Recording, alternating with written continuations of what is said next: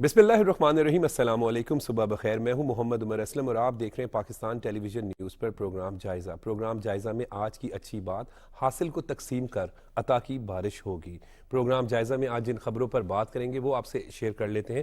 سیاسی سرگرمی کے نام پر تشدد، آزادانہ منصفانہ الیکشن کا عمل سبوتاش نہیں کرنے دیں گے کور کمانڈر کانفرنس۔ جبکہ 8 فروری قریب ہے، الیکشن میں تو اب تک چند ہی دن رہ گئے، اس حوالے سے خوب گہما گہمی ہے، اس پر بات کریں گے۔ اور ان ٹاپکس پر بات کرنے کے لیے اسٹوڈیو میں آج ہمارے ساتھ بہت ہی سینئر محترم ہمارے سجاد میر صاحب موجود ہیں۔ سر، آپ کا بہت بہت شکریہ ٹائم دینے کے لیے۔ سینئر صحافی تجزیہ کار محترم سلمان غنی صاحب ہمارے ساتھ موجود ہیں۔ سر، آپ کا بھی شکریہ اپنا قیمتی وقت دینے کے لیے۔ سجاد میر صاحب، کل کور کمانڈر کانفرنس ہوئی اور اس میں بڑا واضح کیا گیا کہ الیکشن کے حوالے سے بھی بات کی گئی، سیاسی سرگرمی کے نام پر تشدد، آزادانہ منصفانہ الیکشن کا عمل سبوداش نہیں کرنے دیں گے۔ کیسے دیکھ رہے ہیں اس کو؟ اصل بات یہ ہے جی کہ افواہیں تو ہمارے ہاں بہت پھیلائی جاتی ہیں نا جی۔ سر، اس بات کی کوشش کی گئی کہ بہت مختلف لوگوں کی طرف سے، حلقوں کی طرف سے یہ بات پھیلائی گئی کہ الیکشن تو ہونے نہیں ہے، اور گویا یہ سارا کچھ ڈرامہ ہو رہا ہے۔ عین وقت پہ آ کے کسی نہ کسی بہانے یہ جو اس وقت ایک سیٹ اپ ہے اس کو کنٹینیو رکھنے کی کوئی کوشش کی جائے گی، یا جو ہائبرڈ ڈیموکریسی ہے اسی کا ماڈل چلتا رہے گا۔ اور دوسرے لفظوں میں اگر زیادہ سخت لفظوں میں کہوں تو یہ کہا جاتا تھا کہ اسٹیبلشمنٹ جو ہے اقتدار عوامی نمائندوں کے سپرد نہیں کرے گی، یہ ایک طرح کی رائے دی جاتی تھی۔ تو اس پہ بہت سی وجہ تھی کہ تشدد ہو رہا ہے، کبھی معیشت ہو رہی ہے، کبھی سینٹ کی قرارداد آ رہی ہے، کبھی کوئی پارٹی کہہ رہی ہے کہ الیکشن کمپین چلانا مشکل ہے، کبھی کچھ ہو رہا ہے۔ تو اسے ایک شکوک و شبہات تو پیدا ہو رہے تھے، لیکن بڑی پارٹیاں ڈٹ کے کہہ رہی تھی کہ الیکشن وقت پہ ہوں گے اور ہم کرائیں گے۔ سر، اب کب جب بانی پی ٹی آئی کے خلاف مقدمات کے فیصلے دھڑا دھڑ آنے شروع ہوئے تو اس بات کا امکان لوگوں نے جو کہتے ہیں کہ جی اس کو گرفتار کرتے جب کیا گیا تھا تو ریئیکشن ہوا اور ہماری فوجی انسٹالیشن پہ حملے کر دیے گئے، تو پتہ نہیں سزا دینے کے بعد کیا ایک ہنگامہ ہوگا، کچھ ہوگا۔ تو انہوں نے کہا دیکھ لو کچھ نہیں ہنگامہ ہوا، جی اب آپ تیار ہو جاؤ، الیکشن کے لیے ہم آمادہ ہیں، بالکل اس کی طرف بڑھ رہے ہیں۔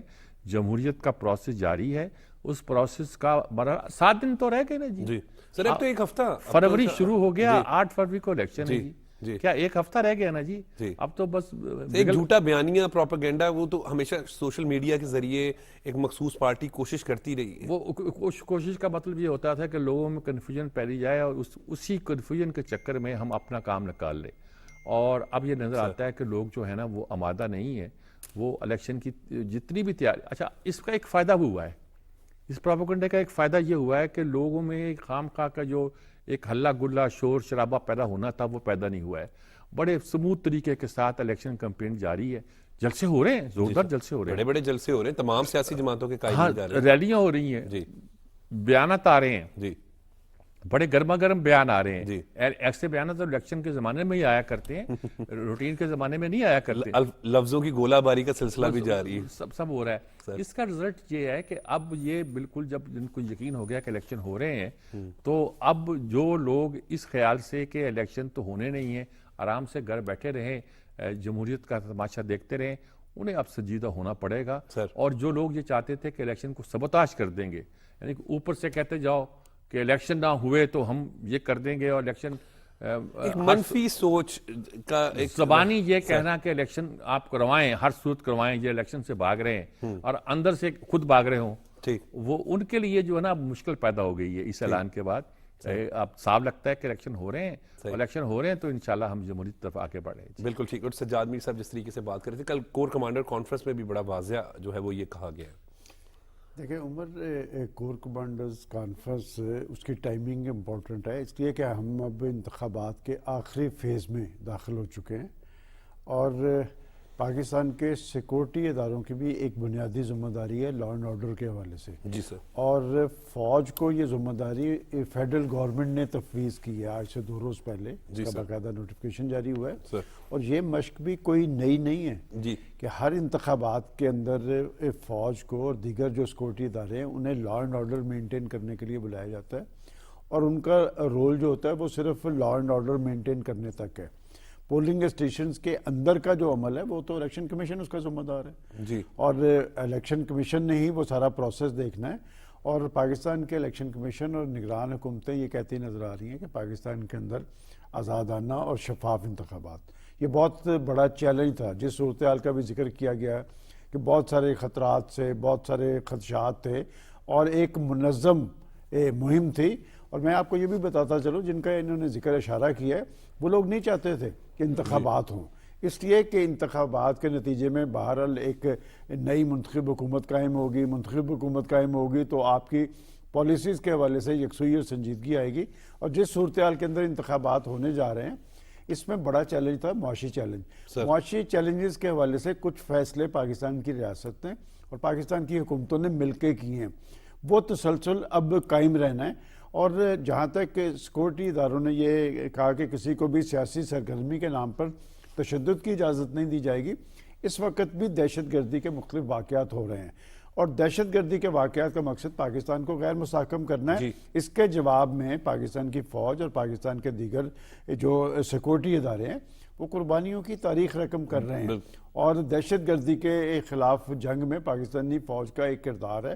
دیکھیں بات یہ کہ اب پاکستان نے آگے کی طرف جانا ہے، اس کنفیوژن سے ہم نکل پائے ہیں اور پاکستان کی پولیٹیکل پارٹیز کو ہم بڑے ناقد ہیں نا، ان کو ایک کریڈٹ تو دینا چاہیے. جیسے بھی ذکر کیا گیا کہ پاکستان کی تمام بڑی پولیٹیکل پارٹیز کا اس معاملے میں اتفاق رائے تھا کہ پاکستان کے اندر 8 فروری کو انتخابات ہونے چاہیے. اور یہ بات بھی تھی کہ اگر خدا نخواستہ 8 فروری کو انتخابات نہ ہوئے تو پھر انتخابات نہیں ہوں گے. میں سمجھتا ہوں کہ پولیٹیکل پارٹی نے ذمہ داری کا ثبوت دیا اور اس کے بعد کچھ روز پہلے تک ماحول نہیں بنا تھا. وہ جو بڑے جلسے ہوئے ہیں جو پولیٹیکل لیڈرشپ نے بڑے بڑے جلسے کیے ہیں اور اس میں بھی میں یہ سمجھتا ہوں کہ زیادہ بہتر ہوتا کہ وہ قوم کو یہ بتاتے کہ ملک کی کشتی کو گرداب سے نکالنے کے لیے، معاشی چیلنج سے نپٹنے کے لیے، عوام کی ریلیف کے لیے ان کے پاس کیا آپشنز ہیں اس پر بات کی جاتی. دیکھیں یہ الزام تراشیوں کی سیاست سے اب نکلنا چاہیے اور پاکستان کے عوام بڑے باشعور ہیں. ابھی آپ نے سوشل میڈیا کا ذکر کیا تو یہ جو سزاؤں کا عمل ہے نا، رات ایک فورن میڈیا کے بندے نے میرے سے رابطہ کیا، انہوں نے کہا آپ اس سزاؤں کے عمل کو کیسے دیکھتے ہیں؟ تو میں نے ان کو کہا کہ اگر یہ سوشل میڈیا سے زیادہ قانونی محاذ پر سنجیدہ ہوتے تو یہ انجام نہ ہوتا. بات ہے کہ آپ سمجھتے ہیں کہ آپ سوشل میڈیا کے ذریعے پاکستان پہ بالادستی قائم کر لیں گے، پاکستان کے عوام کو مروب کر لیں گے، پاکستان کے اداروں پہ اثر انداز ہوں گے. ایسے نہیں ہوگا. سوشل میڈیا ایکسپوز ہو چکا ہے، اس لیے کہ یہ اکاؤنٹس جو ہیں، میں نے گزشتہ آپ کے ایک پروگرام میں بھی کچھ فگرز دیے تھے کہ 550 لوگ 10 لاکھ اکاؤنٹس چلا رہے ہیں اور ان کا مقصد کیا ہے، ان کے پیچھے کون ہے، مائنڈ سیٹ کون سا کام کر رہا ہے. آپ پاکستان کو غیر مستحکم کرنا چاہتے ہیں، پاکستان کا کھا کر، پاکستان کا اوڑھ کر، پاکستان کے مفادات سمیٹ کر پاکستان کے خلاف کام کر رہے ہیں. دیکھیں بات یہ کہ میں کہتا ہوں کہ میڈیا کا اپنا ایک اہمیت اور حیثیت ہوتی ہے کسی بھی جمہوری معاشرے میں، لیکن سوشل میڈیا میں، پورا سوشل میڈیا نہیں، سوشل میڈیا میں کچھ لوگ پاکستان کو غیر مستحکم کرنے کی ایک منظم کوشش کر رہے ہیں، پاکستان کے ریاستی اداروں پہ اثر انداز ہونا چاہ رہے ہیں اور دشمن کا کھیل کھیل رہے ہیں. لہٰذا اس صورتحال کا سدباب کرنا جہاں پر پاکستان کے اداروں کی ذمہ داری ہے، وہاں پر ہم میڈیا کے لوگوں کی بھی ذمہ داری ہے کہ اس سارے جو پروپیگنڈے کا توڑ کرنا چاہیے.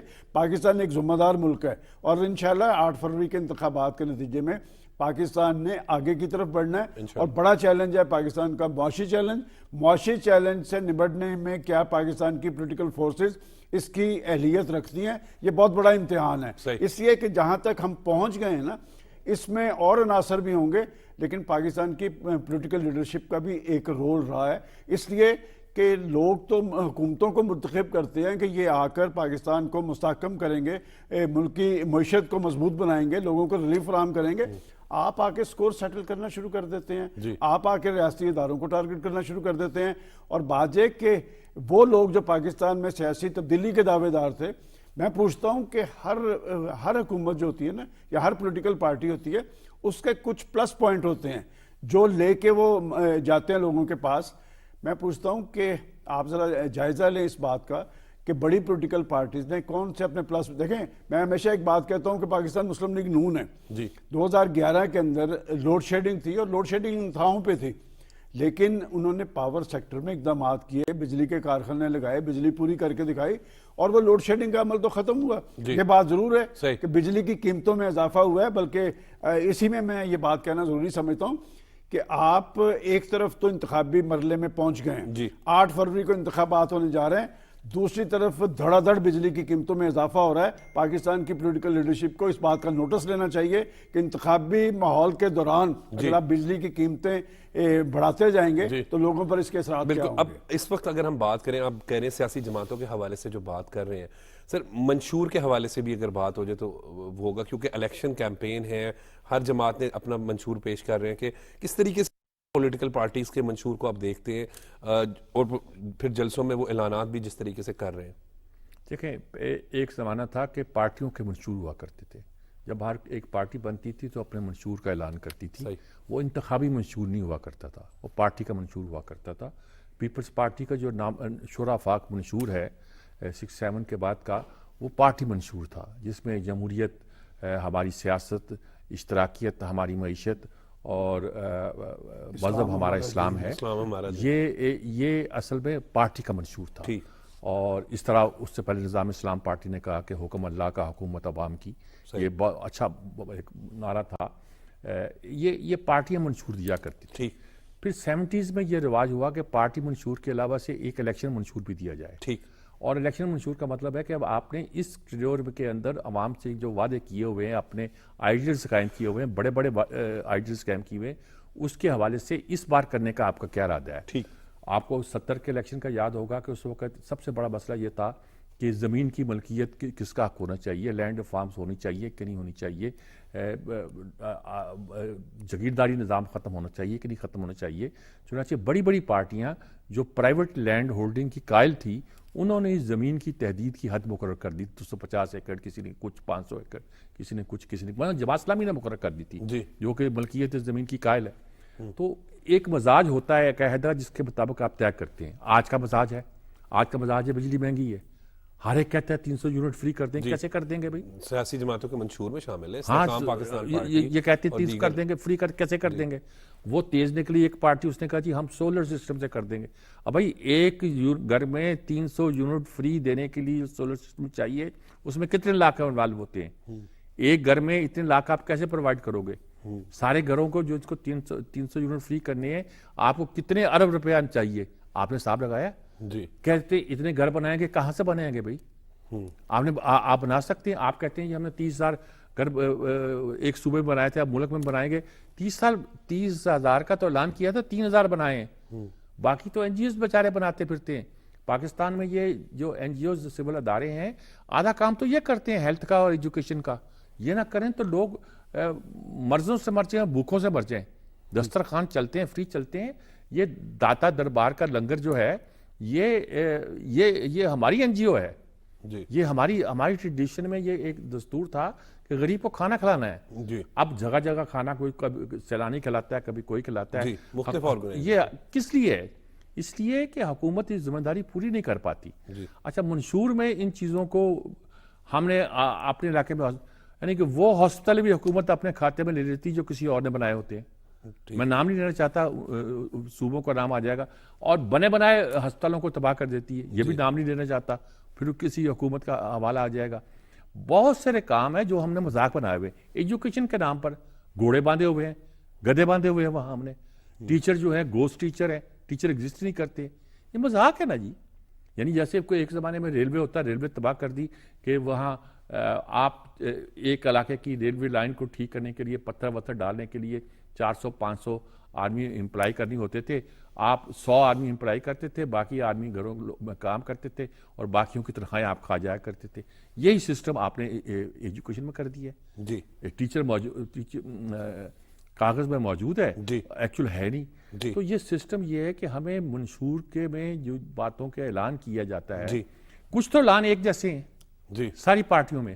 بیٹھ جائیں, طے کر لیں کہ یہ بڑی پارٹیوں کے یہ 4 چیزیں, یہ 5 چیزیں ایک جیسی ہیں, اس پہ ہم اگری کرتے ہیں. لیجسلیٹ کر رہے ہیں, کہ جو بھی آئے گا اس پہ عمل کرے گا، اس پہ سب کا کنسنسس ہے، لیجسلیٹ کر لیں. صحیح. یعنی کہ یہ نہیں ہے کہ آپ اپنی منصور میں اعلان کر لیں، قانون بنا دیں کہ اس پر 5 سال کے اندر عمل کرنا ہی کرنا ہے، حکومت کی پالیسی میں شامل ہوگا یا اس پر عمل کرنا.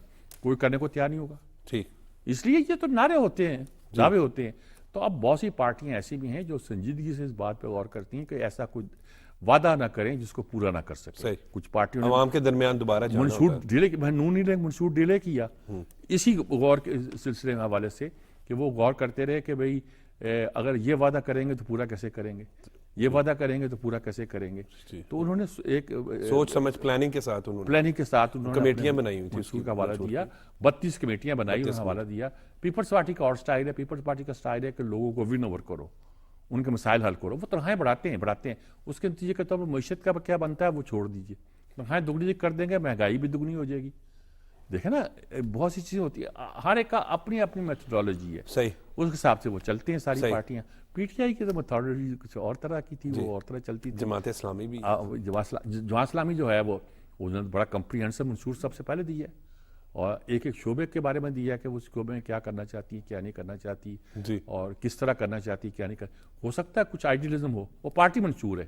میرے والے سے وہ الیکشن منشور سے زیادہ پارٹی منشور ہے. ٹھیک. اور پارٹی میں کیا اگر آ گئی تو پاور میں وہ کیا کرے گی. صحیح. یعنی یہ دو میں الگ کر رہا ہوں پارٹی منشور کو انتخابی منشور کو. یہ کہ پارٹی منشور ایک پرماننٹ چیز ہے. ایک پارٹی بنتی ہے، کہتے ہیں دیز آر آور آئیڈیلز. ٹھیک. ایک الیکشن آتے ہیں وہ کہتے ہیں ان الیکشن میں ہمارے ٹارگیٹ یہ ہیں. جی. وہ آئیڈیلز ہیں، یہ ٹارگیٹ ہے. جی. تو یہ فرق ہوتا ہے. لیکن بہت سی پارٹیاں اپنے ٹارگیٹ وہ بتاتی ہیں جو اچیو نہیں کر پاتی.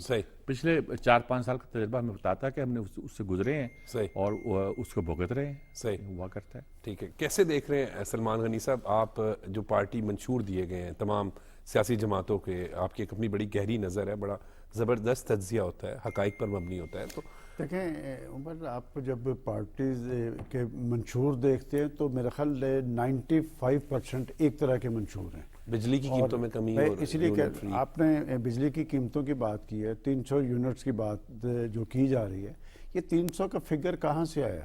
یہ آیا ہے دہلی سے. وہاں پر ایک گورنمنٹ ہے کیجریوال صاحب کی، اور اس کی ذرا آپ حالتیں، اس کی ذرا باڈی لینگویج دیکھیں کہ وہ شخص کیا ہے. اس نے ڈیلیور کر کے دکھایا. 300 یونٹ بجلی بھی فری دی ہے. اور خاص طور پہ ایجوکیشن کی بات ہو رہی ہے تو ایجوکیشن میں اس نے کہا کہ کسی سرکاری ملازم کا بیٹا یا بیٹی وہ پرائیویٹ سکول میں نہیں داخل ہو سکتے. وہاں پر ہیلتھ کے لیے ہاسپٹلز اس نے فری کیا ہے، اور یہ سارا کچھ ٹیکس. دیکھیں ہمارا بنیادی طور پہ بڑا المیہ یہ ہے کہ تنخواہ دار لوگوں سے تو اپنے سب سے ٹیکس لیتے ہیں، لیکن جنہوں سے ٹیکس لینا چاہیے وہ ٹیکس نہیں دینے کے لیے تیار. اور انہیں پروٹیکشن کون دیتا ہے؟ انہیں پروٹیکشن میں پولیٹیکل پارٹیز دیتی ہیں. بات یہ کہ جو میں لاہور کی مارکیٹس کا ذکر کر سکتا ہوں کہ لبرٹی مارکیٹ کتنا ٹیکس جمع ہوتا ہے، لیکن بات ہے کہ آپ کی میری سیلری میں سے تو ٹیکس کٹ جاتا ہے. کہ یہ وہ اصلاحات کی ضرورت تھی جو پولیٹیکل پارٹیز نے کرنی ہوتی ہیں. منشور کا ذکر کر رہے ہیں، اس میں بلٹ پوائنٹس ہوتے ہیں. دیکھیں بات ہے کہ آپ کی وہی بات اپیل کرے گی اگر آپ نے کچھ کر کے دکھایا ہوگا. دیکھیں ہم جب یہ بات کہتے ہیں کہ پاکستان مسلم لیگ نون نے بجلی کی پیداوار پوری کر کے دکھا دی، یہ کریڈٹ تو آپ ان سے نہیں چھین سکتے. لیکن میں جو بات کر رہا تھا کہ ایک طرف آپ بجلی کے 300 یونٹ فری دینے کی بات کرتے ہیں، دوسری طرف ہر دوسرے روز بجلی کی قیمتوں میں اضافہ ہو رہا ہے جی آئل ایڈجسٹمنٹ کے نام پہ. بات یہ کہ میں نے اپنا ایک اس پہ انالیسس کیا تھا کہ آپ 200 300 400 یونٹ والوں سے آپ بجلی کی قیمت لیں. بجلی کی قیمت دینے کے لیے سب تیار ہیں. ابھی آپ کے پروگرام سے پہلے سجاد میر صاحب کہہ رہے تھے کہ میرا 55,000 گیس کا بل آیا ہے. وہ تو 5500 سے زیادہ کبھی نہیں آیا تھا 1.5 سال میں. یہ کیوں ہو رہا ہے؟ بات یہ کہ اسٹیٹ جو ہوتی ہے اس نے لوگوں کے لیے آسانیاں پیدا کرنی ہوتی ہیں. منتخب حکومتیں ہوتی ہیں، ان کی نظر عوام کی حالت زار پہ ہوتی ہے. ان کو یہ فکر ہوتی ہے کہ انہوں نے لوگوں کو ڈیلیور کرنا ہے.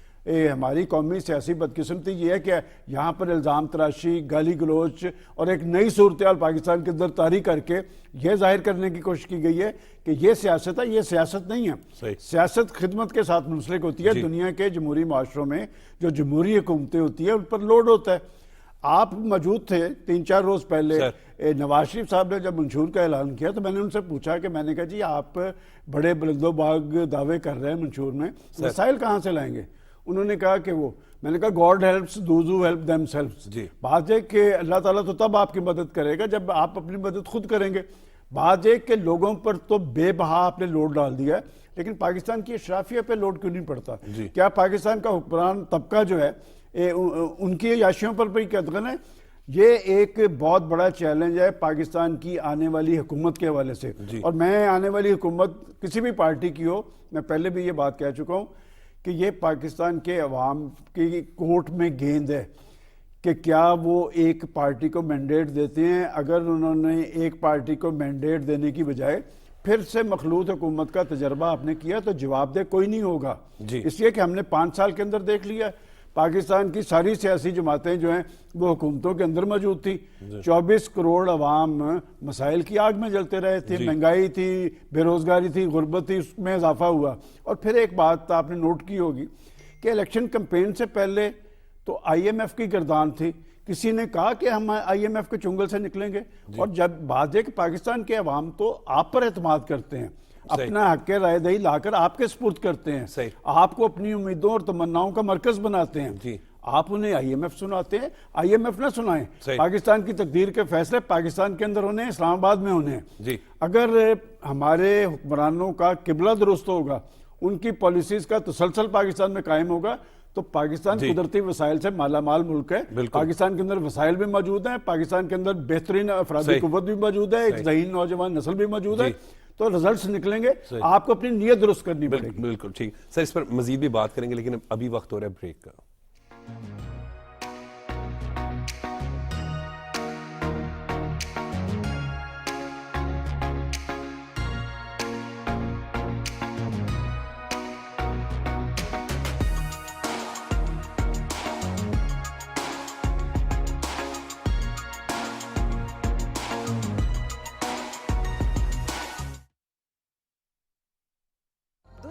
انداز بدل گئے، اہم ایشوز کے اوپر ہم لوگ بات ہی نہیں کرتے کہ دیکھنی ہے کہ اس کے پیچھے ذمہ دار کون ہے۔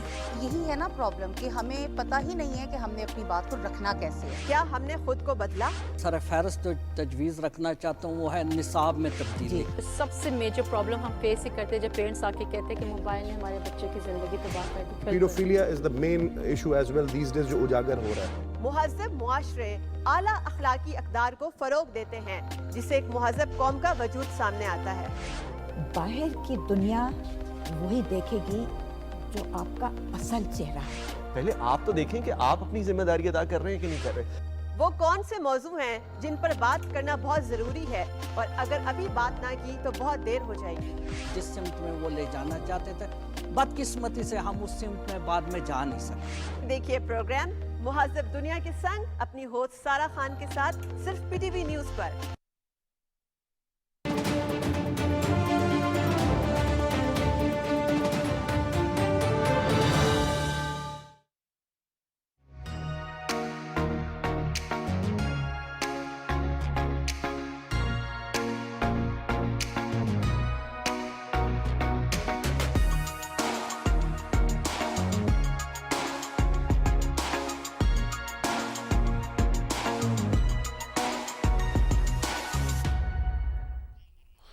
Welcome back. الیکشن کے حوالے سے بات ہو رہی ہے، 8 فروری کو الیکشن ہے، اب تو ایک ہفتہ رہ گیا ہے۔ جلسے، جلوس، ریلیاں، سرد موسم میں گرم جسے کہتے ہیں جو ہے وہ سیاسی بحث چل رہی ہے۔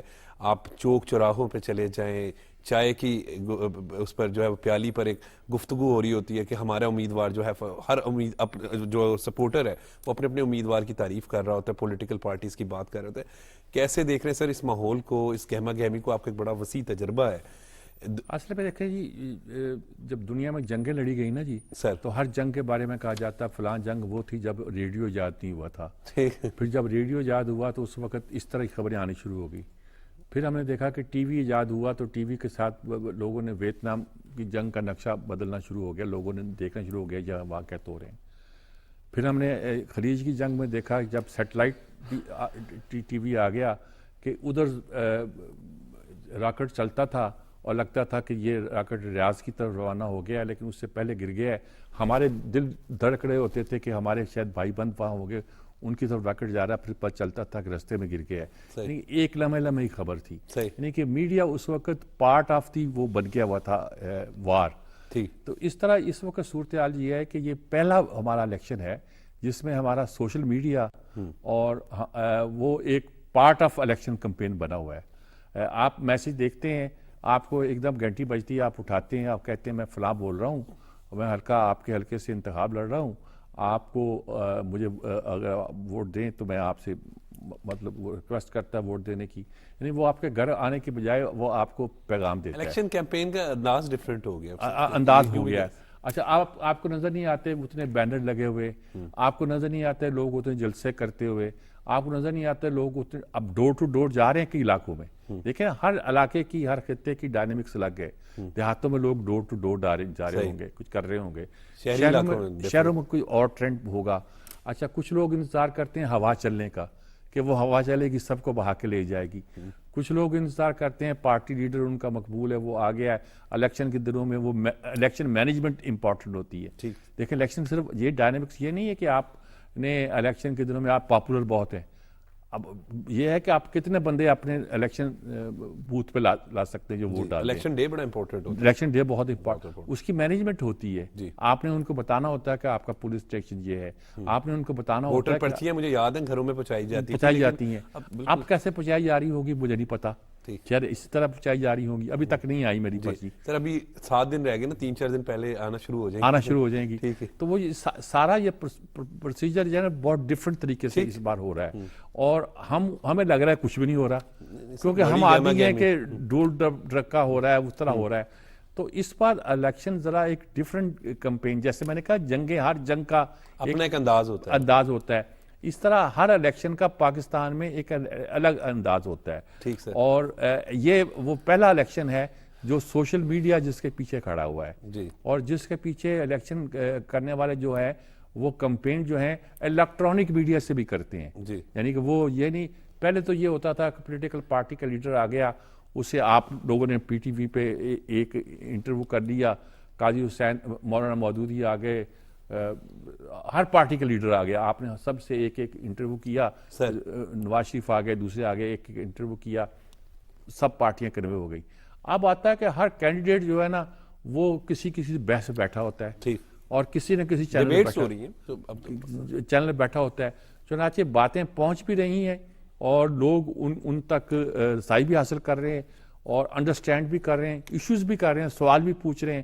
یعنی وہ جو سوال جو پوچھے نہیں جاتے تھے وہ بھی پوچھے جا رہے ہیں. تو یہ صرف یہی نہیں پوچھے جا رہے کہ میرے علاقے میں اب ایک آدمی مائک لے کے نکلتا ہے, کہتا ہے جی آپ کس کو ووٹ دیں گے؟ انہوں نے کہا جی ہم فلاں کو ووٹ دیں گے. انہوں نے کیوں؟ دیکھیں ہم اس کو تو اب نہیں دیں گے, دیکھ گندی نالی یہ پانی بہ رہا ہے, دیکھ نہیں رہے, کیمرہ لگاؤ بھی ادھر. انہوں نے کیمرہ لگا دیا.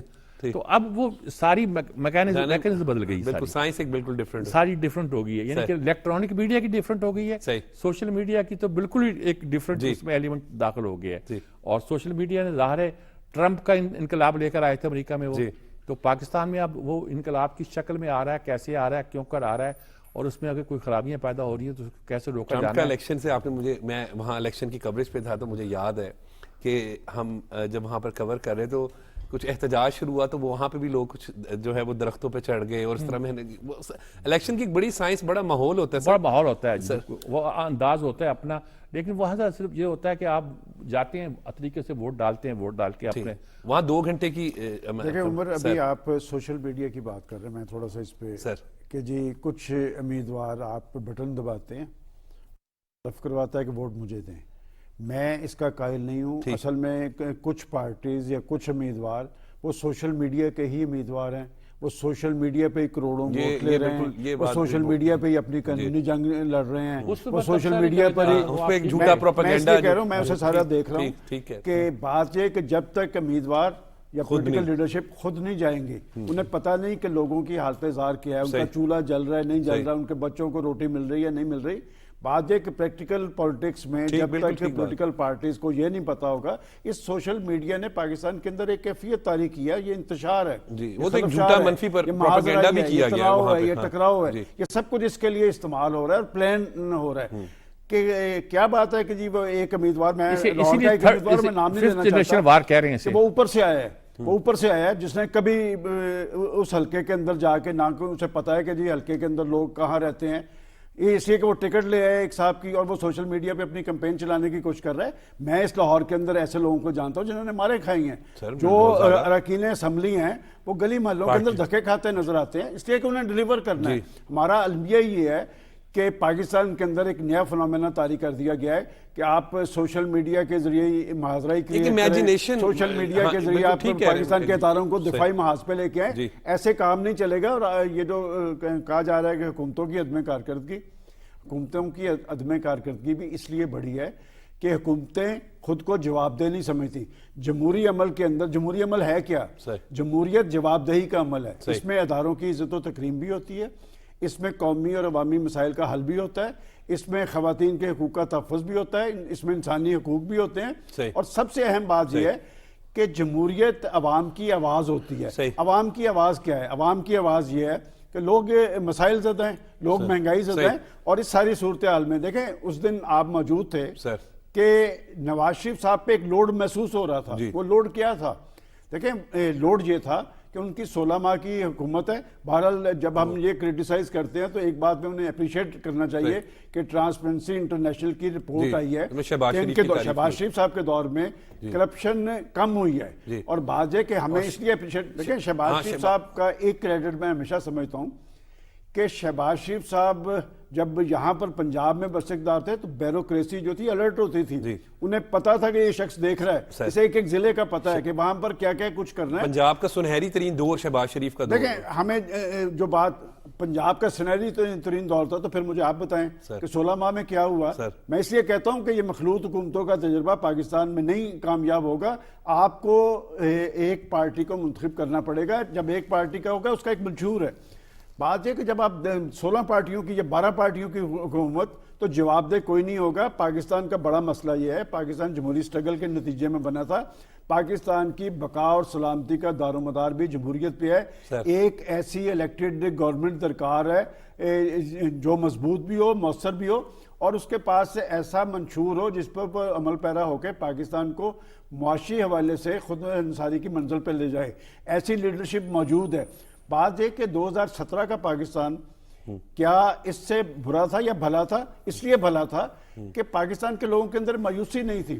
پاکستان کے لوگ امید افزا نظروں سے اس وقت کی لیڈرشپ کو دیکھ رہے تھے. پاکستان آگے کی طرف جا رہا تھا. پاکستان معاشی حوالے سے اقدامات کر رہا تھا. بجلی, پانی, یوٹیلیٹی بلز تو کبھی ایشو تھا ہی نہیں. کیا روٹی دال پنجاب کے اندر کبھی مسئلہ رہا ہے؟ آج یہ سارے مسئلے موجود ہیں. میں سمجھتا ہوں کہ جب تک آپ ایک ایسی لیڈرشپ کو نہیں لے کے آئیں گے جو جواب دہ بھی اپنے آپ کو سمجھتی ہو, جس کے اندر اہلیت بھی ہو, جن کا ایک پروگرام بھی مؤثر ہو, اس پہ عمل پیرا ہو کر آگے کی طرف جایا جائے. قرضوں کے ساتھ نہ معیشت چلتی ہے نہ ملک چلتے ہیں. اس وقت ہماری معیشت بھی قرضوں کے ساتھ چل رہی ہے, ملک بھی قرضوں کے ساتھ چل رہا ہے. لوگ بڑے خوشحال ہیں. بات ہے کہ لاہور کے اندر کون سی ایسی گاڑی نہیں ہے جو دنیا کے جدید ملکوں کے اندر موجود ہے. بات ہے کہ پاکستان کے عوام نے بڑی قربانی دی ہے 5 سال میں. اب قربانی کا وقت ہے. پاکستان کی اشرافیہ اور پاکستان کا حکمران ٹولہ. اور ایک بات میں نے پہلے بھی کہی ہے, میں دوبارہ بھی کہتا ہوں, آپ جب تک اپنا ریونیو نہیں بڑھائیں گے, آپ جب تک اپنی معاشی اصلاحات نہیں کریں گے, آپ جب تک لوگوں کو جواب دہ نہیں کریں گے اور پاکستان کے ادارے اپنے مقاصد تک محدود نہیں رہیں گے, پاکستان کے اندر استحکام نہیں آئے گا. ریونیو بڑھ سکتا ہے. لاہور کی ایک ایک مارکیٹ کے اندر لوگ کروڑوں روپے کا بزنس کرتے ہیں. ٹیکس کتنا دیتے ہیں؟ 50,000, 60,000, 70,000. جبکہ آپ کی سیلری آپ دیکھیں نا 29 لاکھ لوگ ٹیکس دیتے ہیں, ان میں سے 75% جو ہے وہ تنخواہ دار ہیں. اور پاکستان کے اندر کاروبار ہے, کاروبار لوگ اربوں کا کاروبار کرتے ہیں, کوئی ٹیکس دینے کے لیے تیار نہیں ہے. دیکھیں جو حکومت بڑے فیصلے نہیں کر سکے گی اس حکومت کا کوئی جواز نہیں ہوگا. اور 8 فروری پاکستان کے سیاسی, جمہوری اور معاشی حوالے سے بڑا امپورٹنٹ ہے. یہ بات ہے کہ یہ چیلنجز سے وہی حکومت نبردازبا ہو سکے گی جس کے پاس عوامی مینڈیٹ ہوگا, جس کے پاس ایک مؤثر پروگرام ہوگا اور ایک اچھی لیڈرشپ ہوگی. بالکل ٹھیک ہے. کچھ حلقوں کی سیاست کی بھی بات کر لیں سجاد میر صاحب, کیسے دیکھ رہے ہیں؟ کیونکہ جوڑ توڑ جو ہوتا ہے, ایک طرف تو سیٹ ایڈجسٹمنٹ ہوگی, دوسری طرف حلقوں میں برادریزم, دوستیاں, معززین علاقہ, کوئی ویلفیئر سوسائٹی بڑے امپورٹنٹ رول ادا کر رہے ہوتے ہیں. سر آپ اس کو کس طریقے سے دیکھ رہے ہیں؟ یہ سارا جو ہم باتیں کر رہے ہیں جو پوری دنیا میں ہوتا ہے. صحیح. پوری دنیا میں دیکھیں, ہمارے یہاں ایک پازیٹیو بات ہو گئی تھی جس کو ہم نے ایک نیگیٹو بات سمجھا. पॉजिटिव बात ये हो गई थी कि पूरा माशरा जो था, हमारी पूरी सियासत जो थी, दो बड़ी पार्टियों में बट के रह गई थी। बाकी तमाम पार्टियां भी उनके साथ थी। वहाँ भी डेमोक्रेट्स हैं और रिपब्लिकन हैं, वहाँ कंजर्वेटिव हैं और लेबर हैं, दो बड़े धड़े हैं। वहाँ लिबरल ख़त्म हो गए, वहाँ बाकी छोटी मोटी पार्टियां जो थी बदगम हो जाती हैं। हमने कहा कि हमें थर्ड ऑप्शन चाहिए। हमने ख्वाब ही बड़े अजीबोगरीब देखे। थर्ड ऑप्शन का ख्वाब ये हुआ कि थर्ड ऑप्शन में हमने थर्ड ऑप्शन खड़ा किया गया, और थर्ड ऑप्शन जो था वो एक बराबर की पार्टी के तौर पर खड़ा किया गया। अब ये तीन बराबर की पार्टियों के दरमियान जब अब आप कोई बैलेंस कायम करने की कोशिश करते हैं तो उससे बड़ी खराबियां पैदा होती हैं। वो खराबियां हमारे माशरे में, हमारी सियासत में पिछले 10 साल से पैदा हो रही हैं। उससे आप इसको नेचुरली, अगर दो पार्टियां आपस में लड़ रही थी और उनका तसादम हो रहा था, एक जमहूरी अमर जारी था, दुनिया उसको अप्रिशिएट कर रही थी कि आपकी डेमोक्रेसी एक तरीके के साथ, ये नहीं कि आप छोटे छोटे ग्रोह में बटे हुए हैं। जब आप छोटे छोटे कई पार्टियों में बटेंगे तो फिर आप छोटे छोटे ग्रोह में भी बढ़ जाएंगे, फिर आप छोटी छोटी बरादरियों में भी बढ़ जाएंगे, फिर आप छोटे छोटे इलाकों में भी बढ़ जाएंगे। अब बलोचिस्तान की 6 पार्टियां खड़ी हो गई हैं। वो कहते हैं जी मैं लीडर हूँ, वो कहता मैं लीडर हूँ, वो कहता मैं लीडर हूँ। हर ट्राइब का एक लीडर खड़ा हो जाता है जी। अच्छा, अब सिंध के अंदर इंटीरियर में तो एक कायम है, कराची में नक्शा आपको डिफरेंट नजर आता है, पंजाब साउथ पंजाब में आपको और नजर आता है, सेंट्रल पंजाब में और नजर आता है। आप इसको एक तरह का जो एक मजमूई मजाज बन रहा था, नेशनल पार्टियां उभर रही थी, उन पार्टियों के स्ट्रक्चर को तबाह किया गया एक थर्ड ऑप्शन पैदा करने के शौक में। ये मैं नई बात इसलिए कर रहा हूं कि इस बात को अप्रिशिएट किया जाता है कि थर्ड ऑप्शन पैदा हो गया। थर्ड ऑप्शन तो वो पैदा होगा जो किसी एक ऑप्शन को खत्म कर देगा। वो खत्म नहीं हुआ, या वो खत्म हुआ है तो उसका मुनसरी तौर पर बाकी रखा हुआ है जी। और ऐसी सूरत में मसला ये है कि उसके रिजल्ट के तौर पर जब छोटे छोटे ग्रुप पैदा होने शुरू हो जाते हैं तो उसके नतीजे पे छोटे छोटे ग्रुप, छोटे छोटे मफादात भी पैदा होते हैं। छोटे छोटे मफादात पैदा होते हैं तो फिर बरादरियों के मफादात पैदा होते हैं, फिर इलाकों के मफादात भी पैदा होते हैं, फिर कौमियतों के मफादात पैदा होते हैं। अब आप पाकिस्तान की बात कम करते हैं, सूबों की बात ज्यादा करते हैं। पाकिस्तान सबसे पहले सर, और बिल्कुल इस पर भी जो है वो बात अभी का सिलसिला जारी रहेगा, लेकिन वक्त हो रहा है ब्रेक का।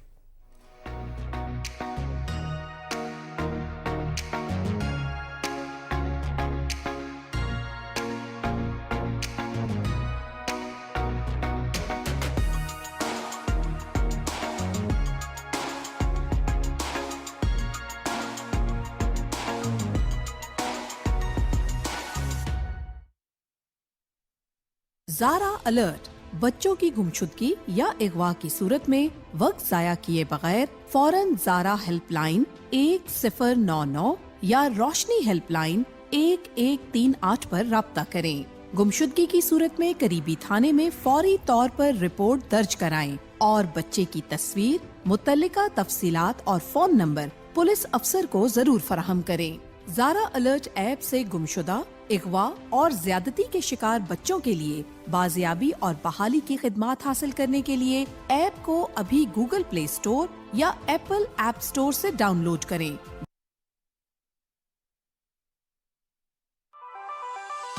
टेक्नोलॉजी ने हमारी जिंदगी को बहुत फास्ट और स्मार्ट बना दिया है। इस जदीद दौर में टेक्नोलॉजी की मदद से अब आप अपनी मर्जी के मुताबिक एक नई दुनिया क्रिएट कर सकते हैं। इस प्रोग्राम में हम बात करेंगे टेक्नोलॉजी की दुनिया की ऐसी ही इनोवेशंस और इन्वेंशंस के बारे में। Artificial intelligence, virtual reality, robotics, automation, blockchain. देखिए how this world is going smart in smart world.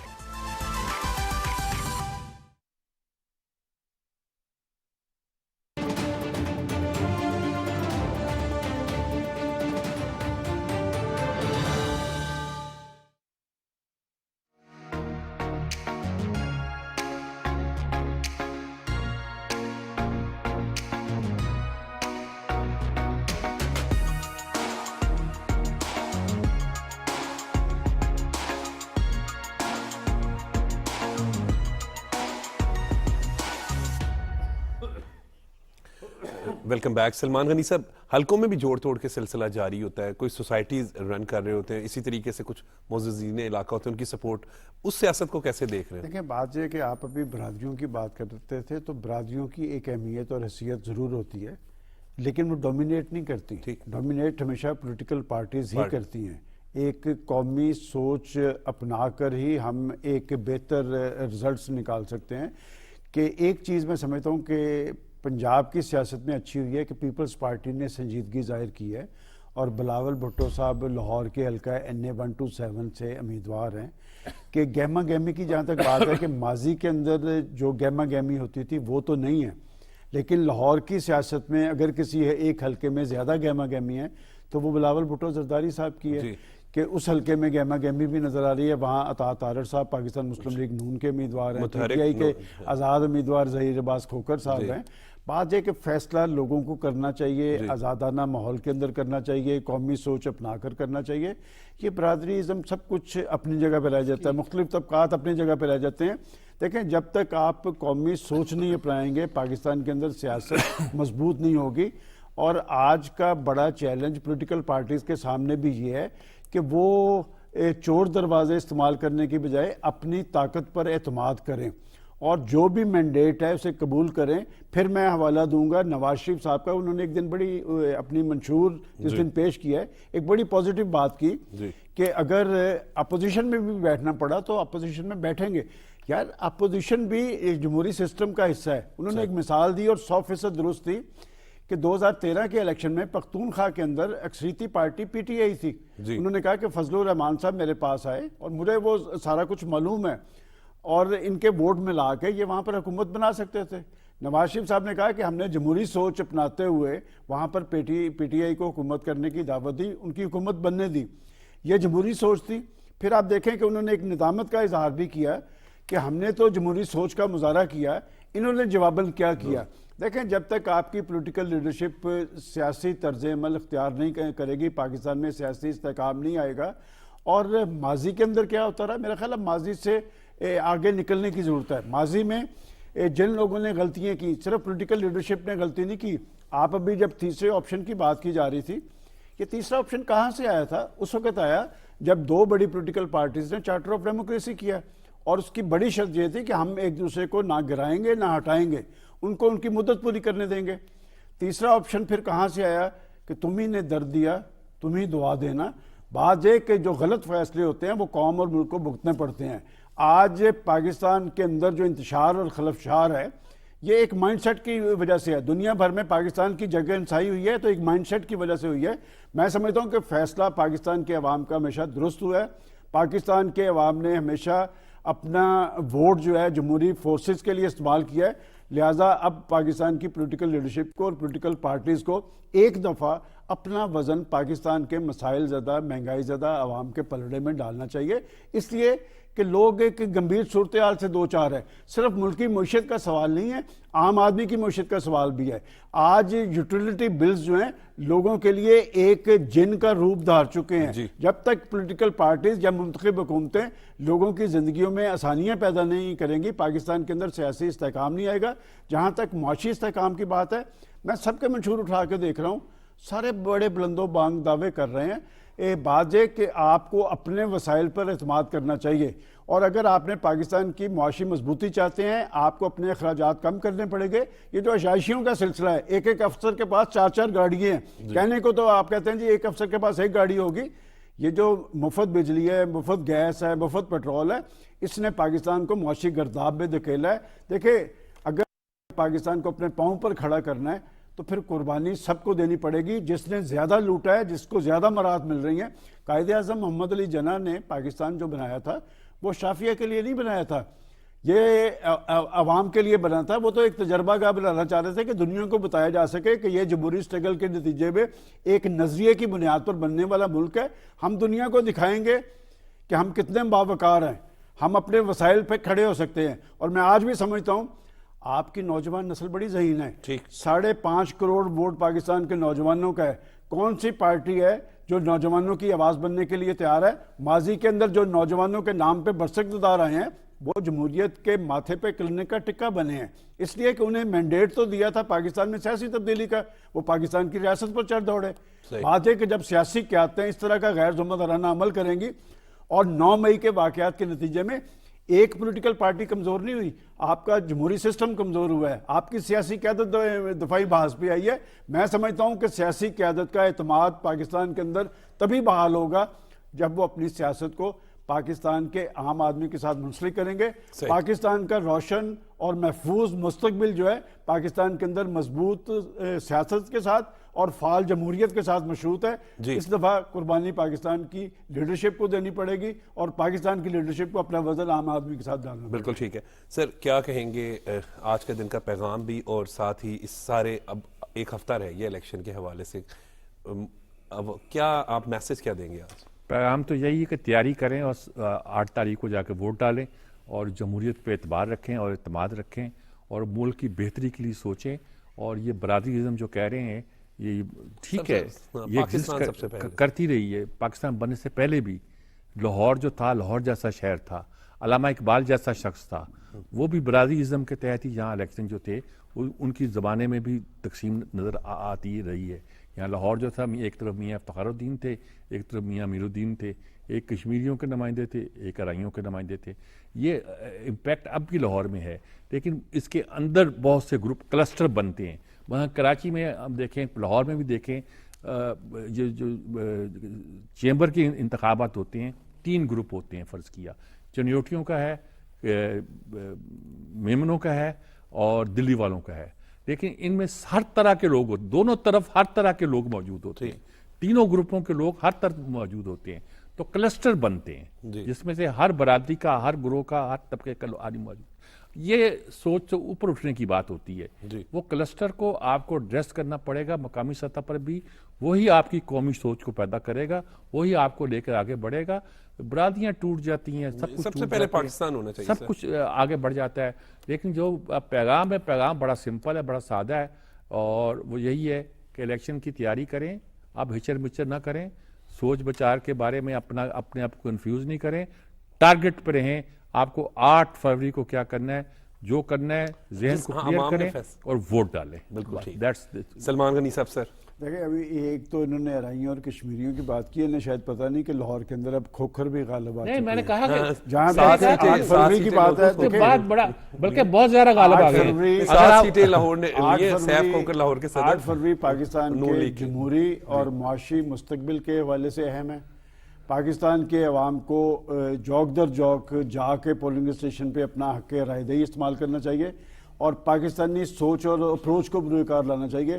جس دن پاکستان کے عوام اس سوچ کے مطابق اپنا حق رائے دہی استعمال کریں گے، پاکستان کے اندر استحکام بھی آئے گا، اور پاکستان کا سب سے زیادہ درد جو ہے پاکستان کے عوام کو ہے، کسی اور طبقے کو نہیں ہے۔